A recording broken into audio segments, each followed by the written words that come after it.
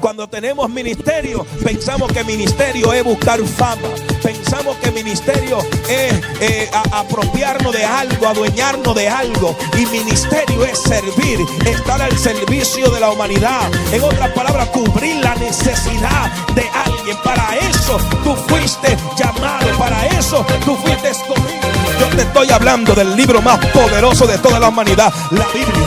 Él está diciendo: Padre, glorifica tu nombre, así como cuando estuve contigo antes de la fundación del mundo. En otras palabras, usted tiene la herencia y tiene la autoridad de reclamarle a Dios lo que Él dijo en la eternidad para que lo manifieste en el presente. Alguien tiene que celebrar eso conmigo. Si Dios dijo que vas a crecer, que te vas a expandir, que vas a ver la gloria, que Dios te va a usar, alguien tiene que celebrar aquí conmigo, por favor. Si ya lo dijo en la eternidad, ¿qué te pasa? Empieza a reclamarle ahora a Dios. Y dije: lo que tú dijiste en la eternidad, manifiéstalo ahora, manifiéstalo ahora.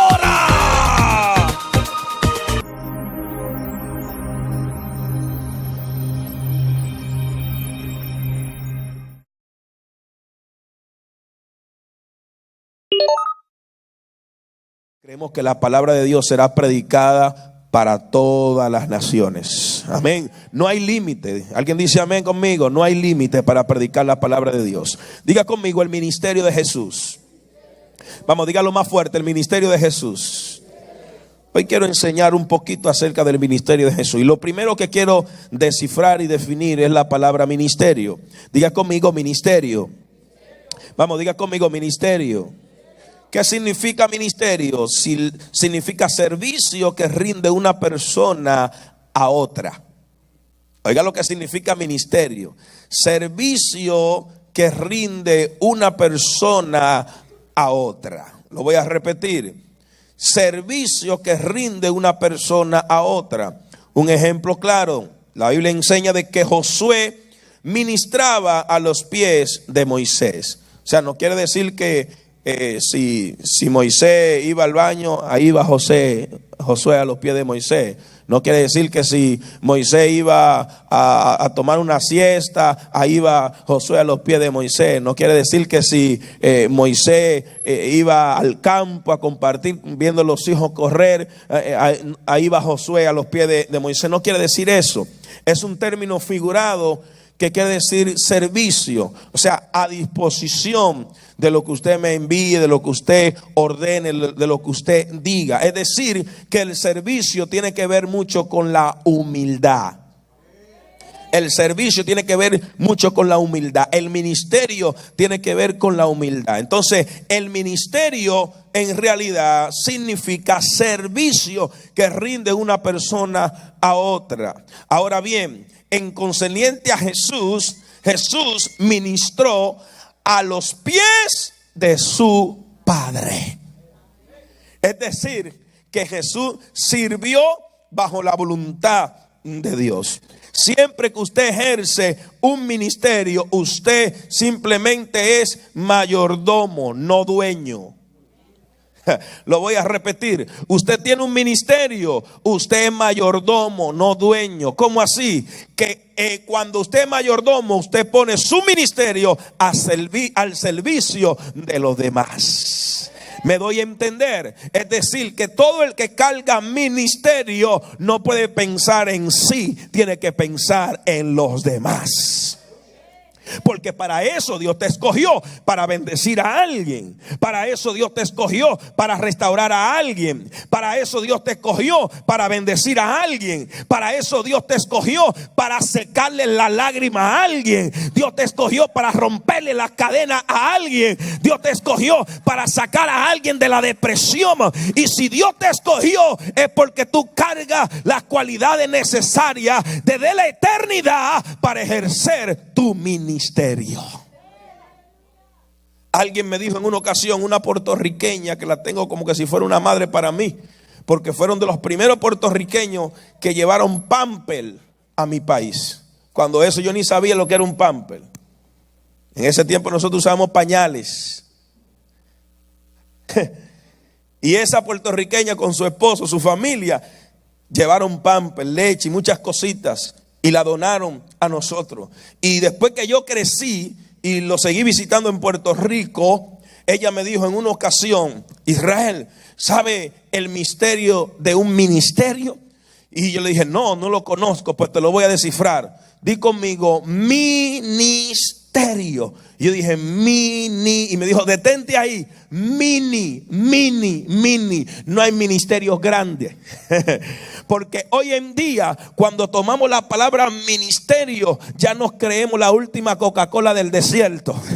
Cuando tenemos ministerio, pensamos que ministerio es buscar fama. Pensamos que ministerio es apropiarnos de algo, adueñarnos de algo. Y ministerio es servir, estar al servicio de la humanidad. En otras palabras, cubrir la necesidad de alguien. Para eso tú fuiste llamado, para eso tú fuiste escogido. Y ella me decía: no hay ministerio grande. Por eso la misma palabra ministerio lo define: ministerio.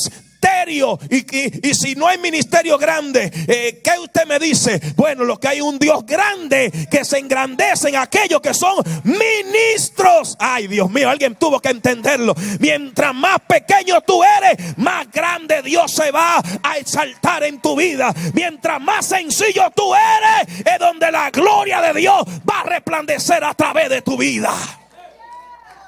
Dile a alguien: hay que ser sencillo. Y dígale ahora: ministro. Y si es una mujer, dígale: ministra. Dígaselo en cámara lenta. Dígale: mini. Si se enoja porque usted le diga mini, hay como un poquito de orgullo por ahí. Entonces ya sabemos que no hay ministerio grande. Nadie puede querer sorprender. El que sorprende nuestras vidas es Dios, porque Dios es quien hace los milagros. Nosotros simplemente somos vasos de honra usados por un Dios grande y poderoso.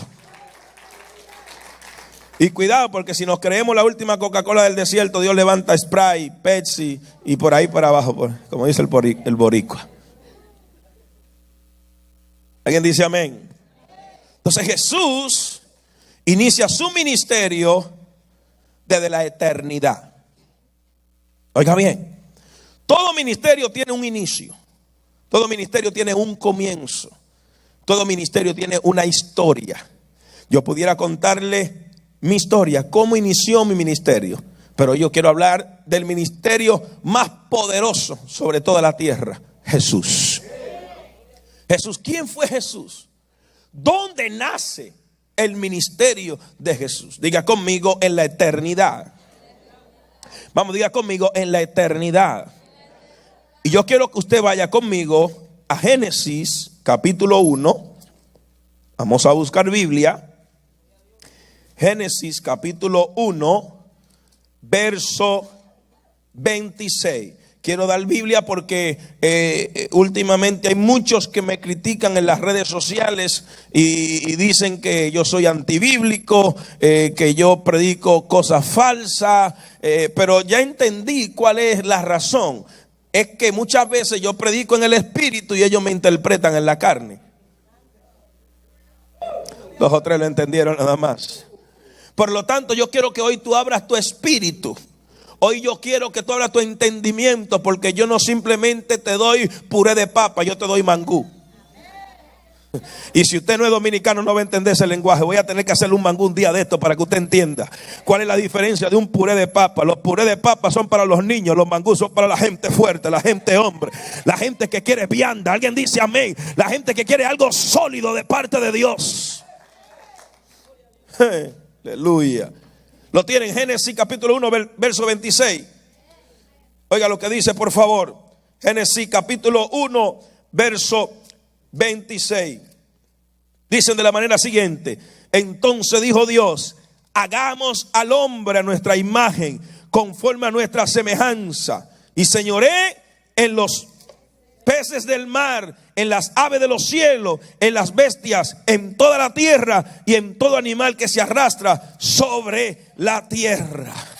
O sea, ¿qué animal se arrastra? Piensa en la serpiente. El diablo representa la serpiente antigua. En otras palabras, antes que el diablo se metiera en una serpiente, ya la iglesia, el pueblo, los hijos de Dios se iban a enseñorear sobre la serpiente, sobre todo animal. En otras palabras, usted tiene la autoridad suficiente para aplastar al diablo, para aplastar los planes del diablo, para aplastar cualquier altimaña que el enemigo ha levantado contra ti. Ahora bien, ¿por qué digo que el ministerio de Jesús comenzó desde la eternidad? ¿Y acaso este verso revela algo? Sí, cuando dice hagamos.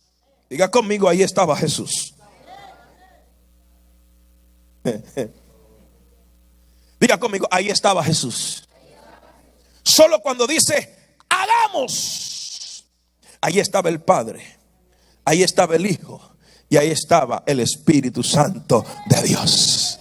En otras palabras, ellos trabajan en unidad, porque la unidad forma todas las cosas. Y ellos dijeron, y dice el Padre, hagamos. En otras palabras, vamos a ponerle nuestro carácter, vamos a ponerle nuestra imagen, vamos a ponerle nuestro sentir, vamos a ponerle nuestra visión. Aleluya, ¿alguien está entendiendo esto que estoy hablando? Ahora, hubo algo que Dios le ocultó, pero que después Satanás quiso abrir los ojos del bien y el mal, y ya eso es otro mensaje. Pero lo que estoy confirmando por la palabra es que cuando el Padre dice hagamos, no está hablando del solo, también está hablando de Jesús y está hablando del Espíritu Santo. Ahora bien, yo quiero que usted vaya conmigo a San Juan capítulo 1. San Juan capítulo 1. Si usted no había leído Biblia esta semana, va a leer conmigo hoy. San Juan capítulo 1. Ok. San Juan capítulo 1, verso 1, dice: en el principio era el verbo, y el verbo era Dios, y el verbo era con Dios, y el verbo era Dios. Este era en el principio con Dios. Todas las cosas por él fueron hechas, y sin él nada de lo que ha sido hecho fue hecho. En él estaba la vida, y la vida era la luz de los hombres. Jesús predicando decía: yo soy la luz del mundo, yo soy la verdad, yo soy la vida. En otras palabras, cuando se refiere al verbo, está hablando de esa palabra que trae acción. Verbo es la palabra en movimiento, la palabra que da vida, la palabra que crea, la palabra que tiene acción. O sea que cuando Dios dice hagamos, está diciendo: aquí también está mi Hijo.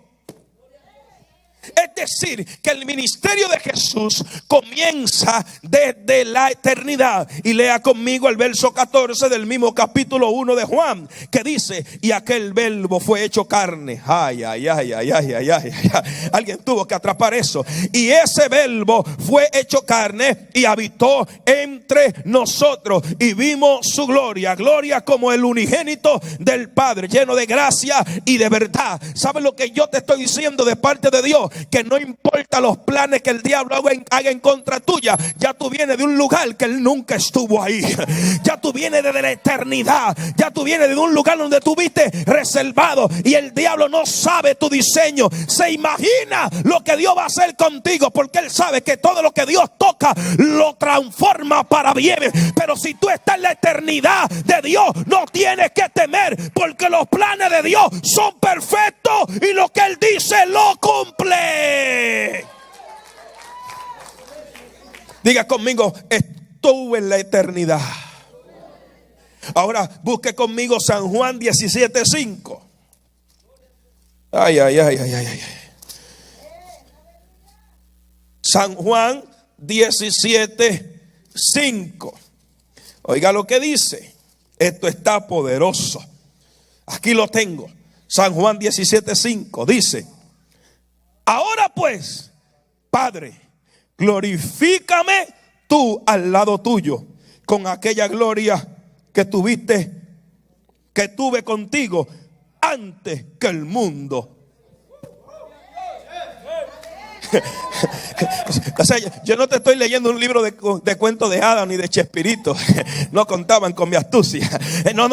Yo te estoy hablando del libro más poderoso de toda la humanidad, la Biblia. Él está diciendo: Padre, glorifica tu nombre, así como cuando tuve contigo antes de la fundación del mundo. En otras palabras, usted tiene la herencia y tiene la autoridad de reclamarle a Dios lo que Él dijo en la eternidad para que lo manifieste en el presente. Alguien tiene que celebrar eso conmigo. Si Dios dijo que vas a crecer, que te vas a expandir, que vas a ver la gloria, que Dios te va a usar, alguien tiene que celebrar aquí conmigo, por favor. Si ya lo dijo en la eternidad, ¿qué te pasa? Empieza a reclamarle ahora a Dios. Y dije: lo que tú dijiste en la eternidad, manifiéstalo ahora, manifiéstalo ahora. Diga conmigo: Él lo va a manifestar. Entonces, el ministerio de Jesús, ¿dónde comenzó?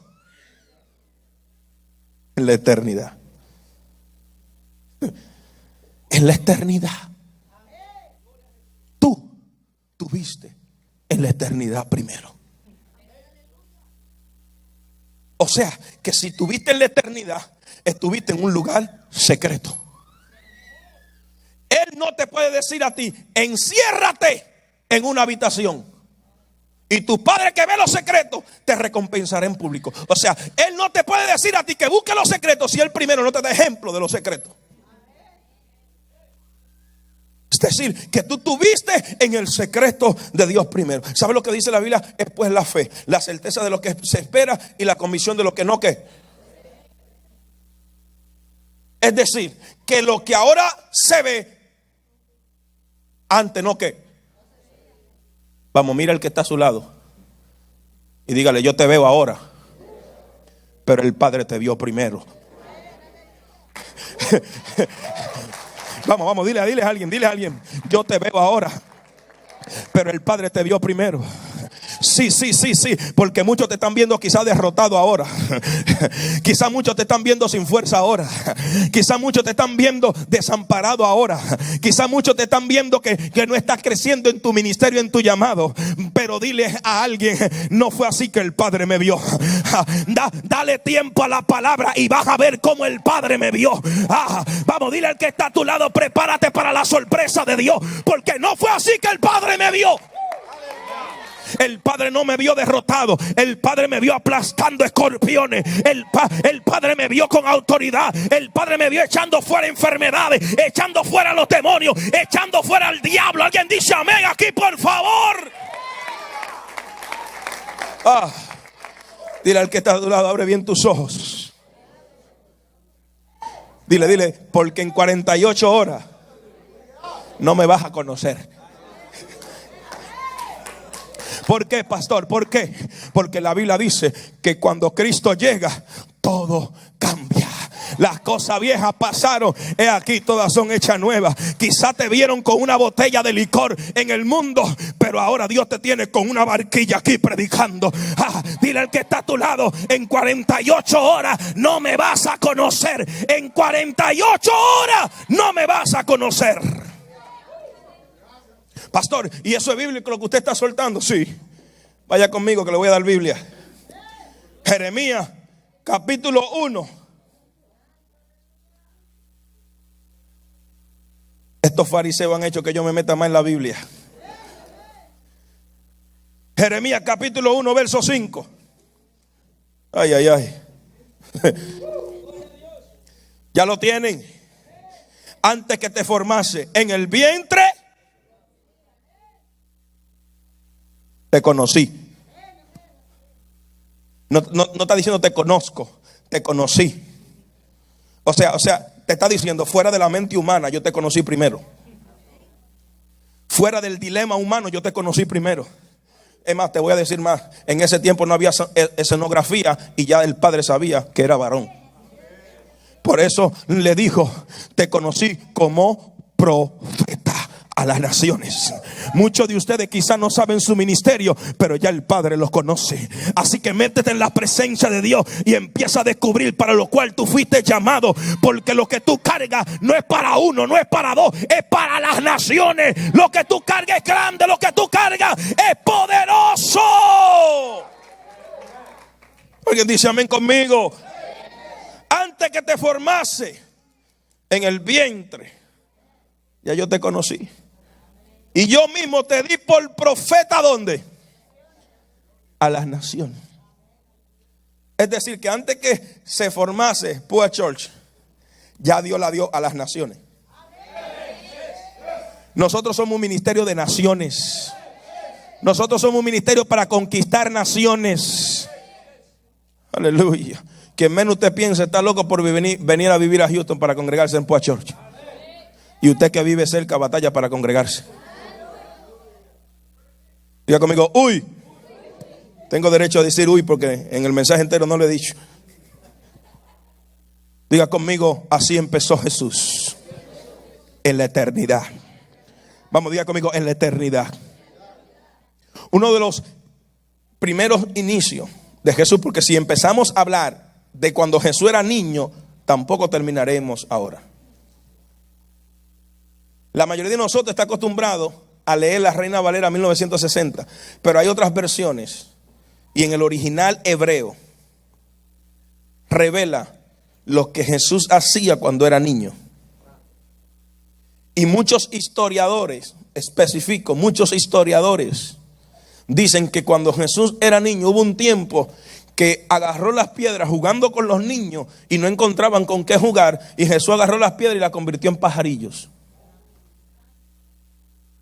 Ahora luego más tarde entiendo por qué el diablo todavía con esa estrategia le dice a Jesús, convierte esa piedra en pan. ¿Por qué? Porque aún Jesús siendo niño, que la Biblia no revela su niñez, lo único que revela es que nació en un pesebre, y lo segundo que revela es que se le perdió supuestamente a papá y a mamá y lo encontraron en el templo. O sea que Jesús siendo niño le da ejemplo a todos nosotros que somos adultos.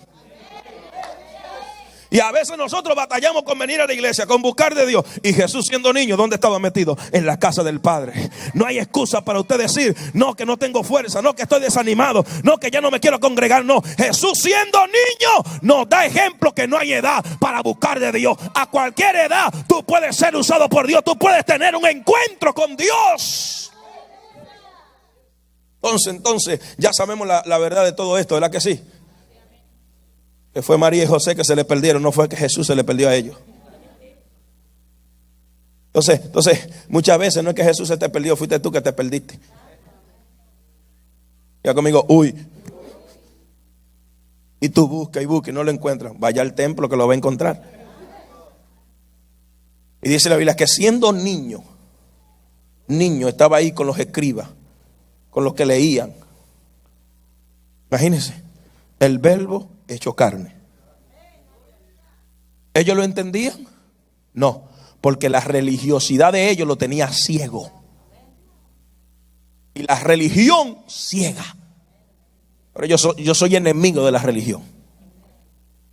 La Biblia dice que el evangelio no es religión, el evangelio es poder de Dios y salvación para aquellos que creen. Si tú le vas a dar ese aplauso a Dios, dáselo con más fuerza, por favor. Entonces, uno de los inicios de Jesús en su ministerio, porque nosotros leímos un capítulo de la Biblia donde dice que a los 30 años Jesús inició su ministerio aquí en la tierra, pero ya su ministerio viene desde la eternidad. Y Jesús tenía que cumplir con todo el reglamento, que eso es lo que me encanta de Jesús, que Jesús no vino a abrogar la ley, Él vino a cumplirla. Y uno de los primeros reglamento era que para ejercer un ministerio, número 1, había que esperar a los 30. Y número 2, había que ser bautizado en agua. ¿Están aquí? Entonces me da tristeza escuchar hoy en día gente que dice, yo no necesito ser ungido para una persona ejercer un ministerio, porque hoy en día está la hora que yo quiero ser profeta, que yo quiero ser evangelista, que yo quiero ser apóstol, que quiero ser arcángel, que yo quiero ser querubín. Y hoy está la hora que todo el mundo quiere ser algo, pero nadie quiere pasar por el primer proceso. Y el primer proceso es ser bautizado. ¿Cuál es el primer proceso? Ser bautizado. ¿Por qué el bautismo? Porque en el bautismo fue donde quedó el viejo hombre. En el bautismo es donde hay pureza, es donde hay limpieza. Si Jesús, que no tenía pecado, le dieron un baño, con más nosotros que estamos cargados de todo tipo de pecado.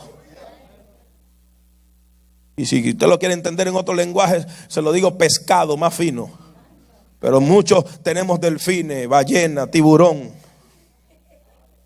Entonces a veces juzgamos a la gente por sus debilidades, y muchas veces nosotros teniendo una debilidad más fuerte todavía. Ay, se fueron las alabanzas aquí. ¿Sabe? Una de las frases que Dios me dio, que escribo en mi tercer libro, que muy pronto va a salir. Dios me habló y me dijo: hay mucha gente que está tan pendiente del pecado de los demás que le falta pedir perdón por los mismos de ellos. Entonces Jesús siendo Dios, Jesús estando purificado, Jesús siendo el agua, dijo: no, hay que bautizarse.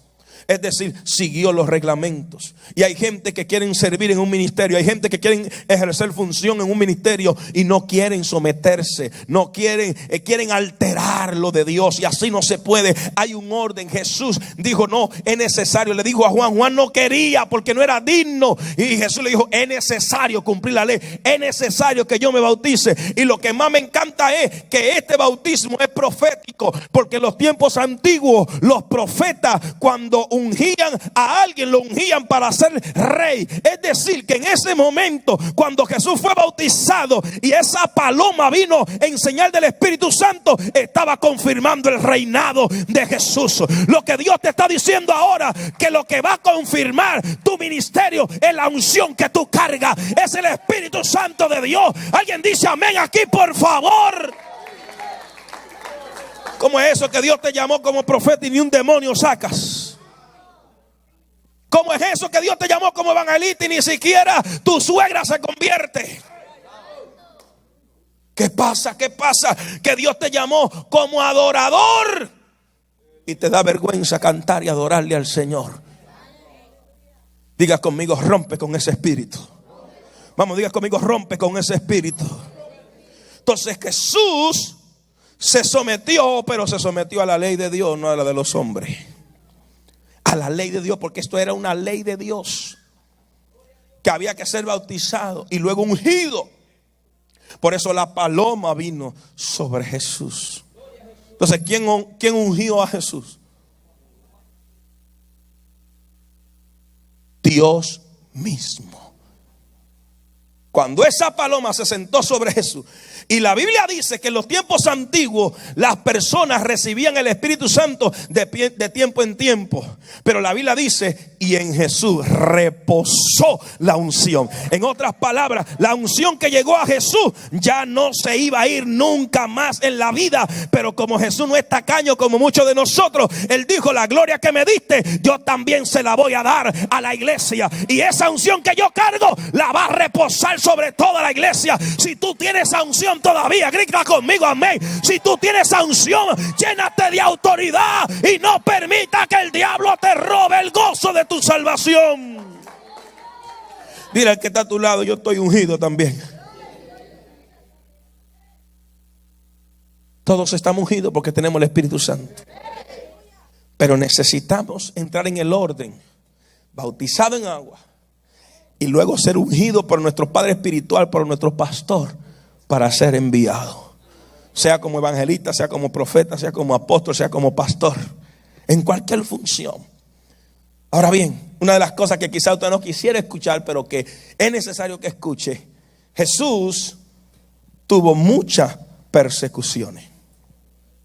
En su ministerio tuvo tanta persecución que el día de su nacimiento, en los días de su nacimiento, ya lo estaban persiguiendo para matarlo. Pero analice esto conmigo: no había hecho ni siquiera el primer milagro y ya lo querían matar.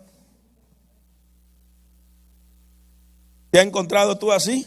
Que todavía no has pensado servir en la iglesia y ya te quieren matar. ¿Te has sentido así? Que todavía no ejerce ningún ministerio en la iglesia y ya te critican, ya te murmuran, ya te ponen en poco, ya te señalan. Diga conmigo, hey, tranquilo. Dile, ¿te estás pareciendo a Jesús? Dile, tranquilo, que eso es buena señal. Yo no entiendo por qué te desespera, no sé por qué te preocupa, no sé por qué te pones con tu quejabanza. Sécate esa lágrima y celebra que te estás pareciendo al maestro. Ahora analice esto conmigo. ¿Quién era que lo quería matar? Porque siempre el que te quiere matar tiene un nombre. El que te odia tiene un nombre. El que te critica no es don nadie, tiene un nombre. El que está en contra de la visión tiene un nombre. El que habla mal del pastor tiene un nombre. El que habla mal de la iglesia tiene un nombre. ¿Y quién quería matar a Jesús? Herodes. Ahora, ¿sabe usted lo que significa Herodes? ¿Sabe qué significa Herodes? Significa el dragón del fuego. Diga conmigo, el mismo diablo. Eso significa Herodes, el dragón del fuego. En otras palabras, el mismo diablo en persona quería matar a Jesús. Pero esto no es extraño. ¿Por qué Herodes quiere matar a Jesús? Ahora, ¿cuál era el cargo que tenía Herodes? ¿Cuál era el cargo? Era rey. Entonces, un rey queriendo matar a otro. Ahora, siempre que viene una persecución, bendigo a ese siervo que está anotando ahí. Algo que deberían de hacer todos los que son evangelistas. Tienen que traer sus apuntes y anotar cada palabra profética que Dios le da, porque usted no sabe en qué área Dios va a definir su carácter. Alguien dice amén conmigo. Por lo tanto, y de hecho los profetas en los tiempos antiguos, cada vez que estaban profetizando, estaban escribiendo. Los escribas escribían, que lo malo era que le escribían pero no lo vivían. Diga conmigo, Herodes. Ahora, yo en una ocasión dije que Herodes no pudo matar a Jesús porque Jesús estaba envuelto en pañales. Y los pañales, hay una traducción que dice, en el original dice que estaba envuelto en ropas sacerdotales. En otras palabras, ya Jesús desde niño era un sacerdote elegido por su padre. Estaba cubierto. Los pañales representan sencillez. Y cuando un orgulloso te busca, no encuentra tu humildad. Alguien tuvo que entender. ¿Por qué? Porque un orgulloso está en una posición y los humildes estamos en otra. ¿Y cuál es la posición? Que los altivos Dios los mira de lejos, los sencillos Dios los atiende de cerca. Y si Dios te protege, si Dios te cuida, si Dios está contigo, no importa quién se levante contra ti, hay alas que te protegen, hay una mano poderosa que te está protegiendo. Alguien tiene que entender esto aquí, por favor. Entonces, ¿cuál es el miedo de Herodes? No, este me va a quitar el reinado. Oye, pero ¿y cuál es el miedo? Un rey grandote teniéndole miedo a un rey pequeñito. Diga conmigo, ¿cuál es el miedo? Vamos, diga conmigo, ¿cuál es el miedo? ¿Cuál es el miedo? Entonces, esto hay que saberlo interpretar. Era que Jesús cargaba una palabra desde un principio. Y el diablo le tiene más miedo a las palabras que tú cargas que cualquier otra cosa. Porque esa palabra tiene cumplimiento. El ángel llegó con una noticia a donde María y donde José.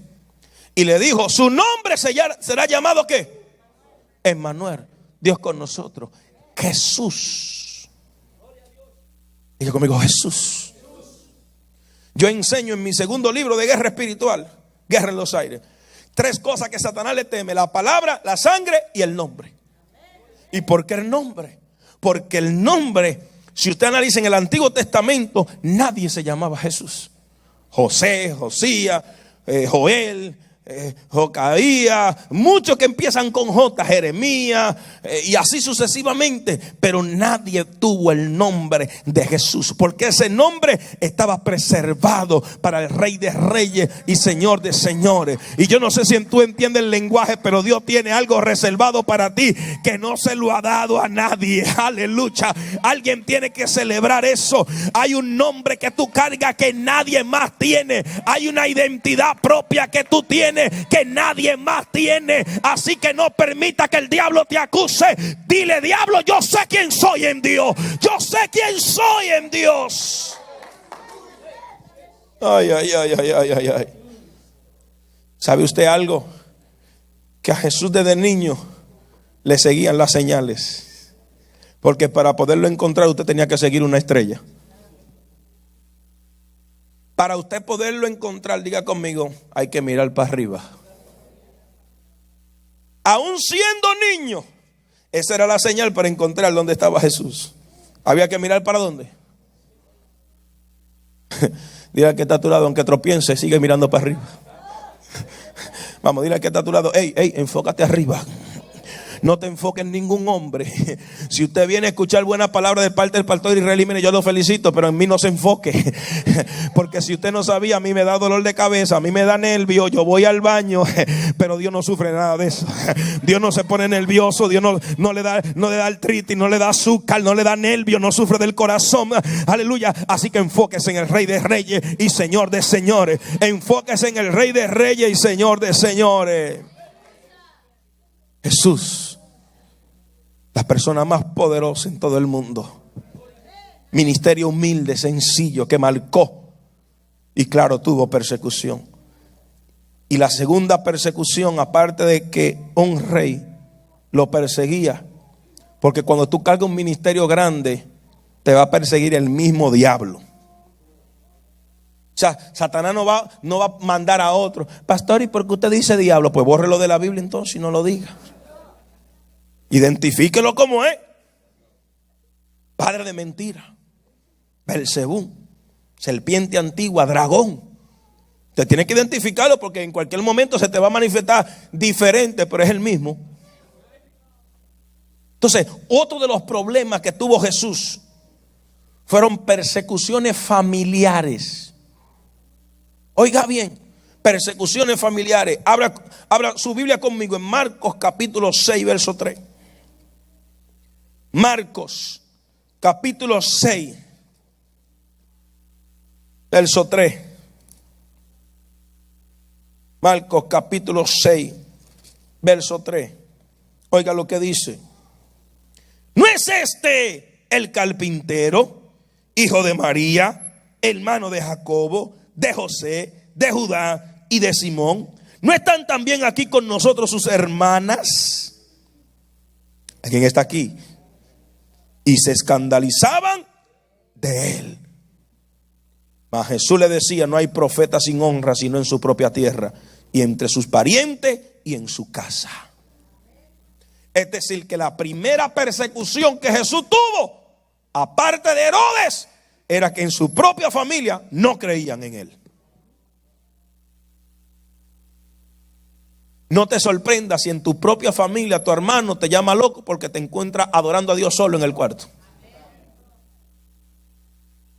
No te sorprendas si tu propio hermano, tu propio papá, tu propia familia, tu cónyuge te dice: tú eres un fanático más. No te sorprendas si en tu propia familia te dicen: tú eres lo que eres, un loco, un fanático, mejor cállate la boca, dedícate a otra cosa. No te sorprenda si dentro de la misma iglesia no creen en tu llamado. No te sorprenda, porque todo eso es parte de lo que vivió Jesús. Y hay gente que, sabiendo el llamado que tú cargas, te siguen diciendo de la misma manera: ¿no es este hijo del carpintero? ¿Están aquí todavía? ¿Están aquí todavía? Hijo, necesito que esté sentado aquí, por favor. Please. No necesito a alguien que no está autorizado en esa área, por favor. Por lo tanto, hay personas que cargan un llamado, cargan un ministerio, y en la propia familia no van a creer en ti. O sea, yo no estoy sorprendido si alguien dentro de mi propia familia no cree en mi llamado. Pero de algo yo estoy seguro: que Jesús siempre creyó en lo que él cargaba. Aunque nadie crea en ti, tú mismo tienes que creer en lo que Dios ha puesto sobre tu vida. ¿Alguien dice amén? Por eso yo quiero que usted atrape este principio. Usted no puede percibir algo que no honra. ¿Alguien lo atrapó? ¿Por qué la gente no recibía, no creían en Jesús? De su propia familia. ¿Por qué? Porque no lo honraban. Y lo que tú no honras no puedes percibirlo. Lo que tú no honras no puedes percibirlo, no puedes entenderlo, no puedes interpretarlo. Yo recuerdo en una ocasión cuando nosotros empezamos en la Imperial Valley, que habían personas que servían con nosotros, y dentro de los mismos que servían eran los mismos que decían: ¿y tú crees que este ministerio crezca? Dentro de los mismos que sirven van a hablar negativo. Dentro de los mismos que sirven van a decir: esto no va para ningún lado. Pero hay una palabra que se le dio a Jesús. El ángel le dijo: y su reino no tendrá fin. No importa cómo se levante, no importa la crítica que se levante. Es más, mientras más te critican, te promocionan. Y es la clave y la excusa para Dios usar, para darte aceleramiento. Dije: aceleramiento. O sea, que la misma familia no va a creer en ti. No te sorprenda. No te sorprenda cuando lo de tu entorno, lo de tu provincia. ¿Dónde nació Jesús? ¿Dónde nació? ¿Dónde? En Belén. Vaya conmigo a Marcos capítulo 6. Verso 5, ahí mismo cerca, y dice: y no pudo hacer allí ningún milagro, salvo que sanó a unos pocos enfermos, poniendo sobre ellos las manos. Y estaba asombrado de la incredulidad de ellos, y recorría las aldeas alrededor enseñando. Oiga bien, cuando usted se congrega en una iglesia, usted tiene que demandar en esa iglesia que los milagros sucedan.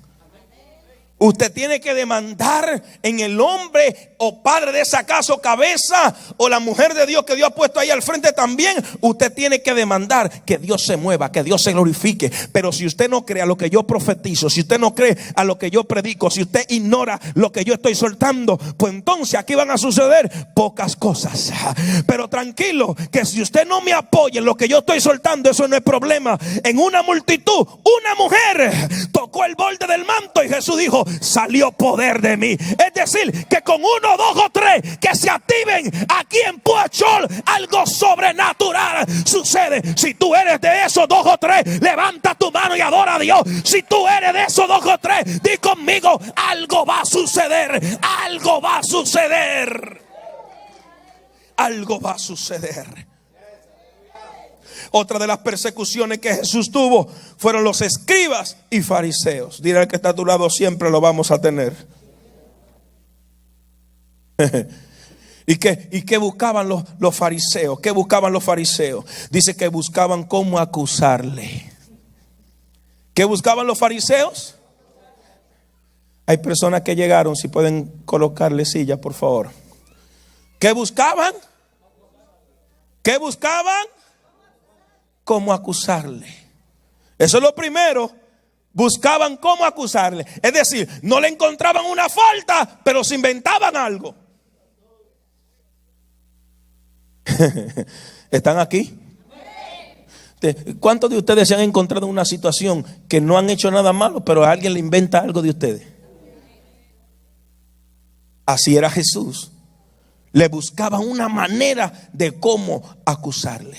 Número 2, criticaban los milagros de Jesús. O sea, Marquito, nos vamos a encontrar en un momento que hasta lo bueno que uno hace, hasta eso lo van a criticar. Que si damos comida, lo van a criticar. Que si ayudamos a los más necesitados, lo van a criticar. Que si llega un momento donde nosotros aquí demos cajas de comida o lo que sea, la gente va a empezar a decir: ya están como los políticos.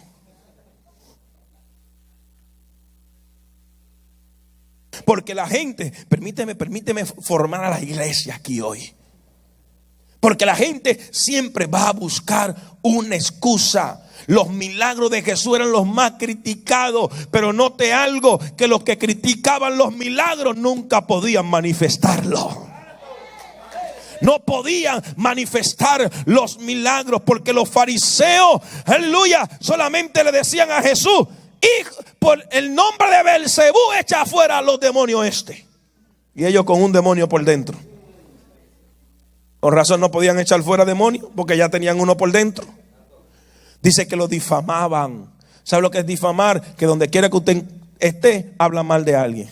Si está en la tienda, está hablando mal de alguien. Si va a visitar a la amiga, está hablando mal de alguien. Si va a visitar al tío, está hablando mal. Si está en el carro, está hablando mal. O sea, lo difamaban. Eso era lo que ellos creían que lo difamaban. Le estaban dando fama. Porque dice la Biblia que mientras Jesús echaba fuera demonios, hacía muchos milagros, predicaba la palabra, su fama se extendía por toda la Judea. Se extendía por todo Jerusalén. Es decir, que cuando te difaman es cuando más fama van a darle a tu ministerio. Porque tú estás cubierto con la sangre de Cristo. Tú estás marcado desde el vientre de tu madre. Tú tienes un llamado y Dios va a cumplir cada palabra que dijo de ti. Lo próximo es que hablaban negativo dentro de ellos. Y cuando digo dentro de ellos era que no le expresaban a nadie palabras, pero lo decían dentro de su corazón. Diga conmigo: raíz de amargura. Es decir, que hasta raíz de amargura tenían en contra de Jesús. Y muchos de ellos decían dentro de sí: si Jesús supiera que esta mujer es pecadora. Y como a Jesús no se le escapa nada, a ellos se le olvidó que Él es el creador y que el corazón que ellos tienen fue Dios que lo creó. Y cuando Simón habló dentro de sí, Jesús le dijo: Simón, yo escuché todo lo que tú dijiste. Y yo me imagino a Simón: oye, pero a este no se le escapa una. Es decir, que usted se puede ocultar del pastor, pero no de Dios. Hablaban negativo dentro de ellos, tenían raíces de amargura. Es decir, que el que tiene raíz de amargura lo que desea es mal de ti. Mal, que se destruya, que no crezca, no va para ningún lado. Esas son las raíces de amargura. Pero aún a esa gente Jesús quiere sanarla. Por eso usted tiene que romper con ese espíritu religioso, porque el espíritu religioso siempre acusa lo que se ve por fuera. Simón dijo: si Jesús supiera que esta mujer es pecadora. Lo que Simón no sabía, que lo que ella llamaba pecadora, ya Jesús la estaba llamando profetisa. Y lo que la gente te acusa y dice negativo de ti es lo mismo que Dios va a usar para engrandecer su nombre a través de lo que otros dicen que es tu debilidad. Dale un aplauso al Señor.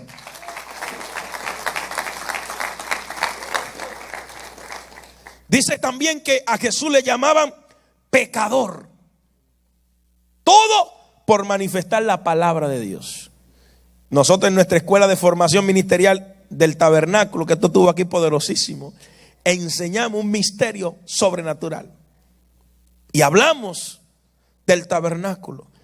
Y yo enseñaba y decía que a Jesús lo querían matar y lo querían destruir, porque Jesús decía: yo soy el camino, la verdad y la vida. Estas tres palabras era suficiente para que los escribas y fariseos querían apedrear a Jesús.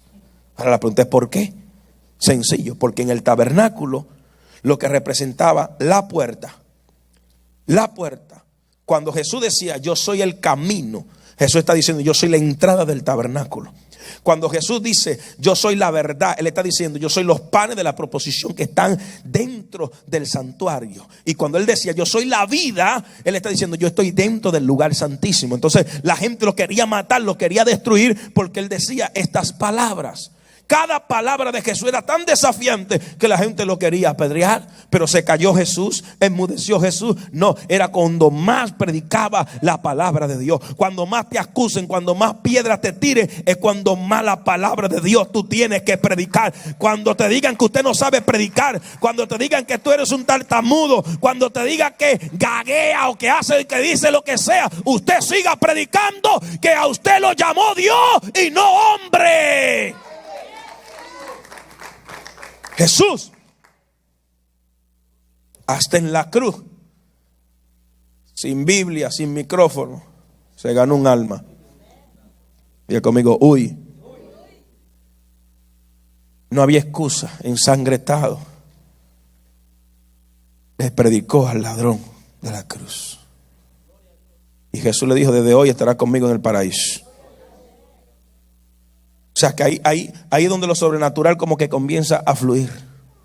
Y ya para terminar, porque el próximo domingo vamos a dar continuidad a lo que es el ministerio de Jesús. Entonces, ¿cuál fue el primer milagro de Jesús? Dice la Biblia que al tercer día se hicieron unas bodas en Canaán de Galilea. Y esto es profético en Juan capítulo 2 verso 1. Esto es profético. ¿Por qué es profético? Número uno, porque se dice que se hicieron al tercer día. Al tercer día Jesús resucita. Es profético porque cuando se acabó el vino, su madre le dijo, o sea, alguien le pidió a su madre de que hiciera más vino. Y Jesús le dijo: mujer, ¿qué tienes conmigo? Todavía no ha llegado mi hora. Jesús está diciendo: todavía no ha llegado la hora de yo derramar de mi sangre. Porque cuando Jesús se sentó con los discípulos y le dijo: toma, este es mi sangre, y el que lo tomara y lo hiciera en memoria de mí. En otras palabras, Jesús le está diciendo a aquella mujer que es su madre: no acelere mi tiempo. La pregunta es: ¿por qué Jesús hizo el milagro?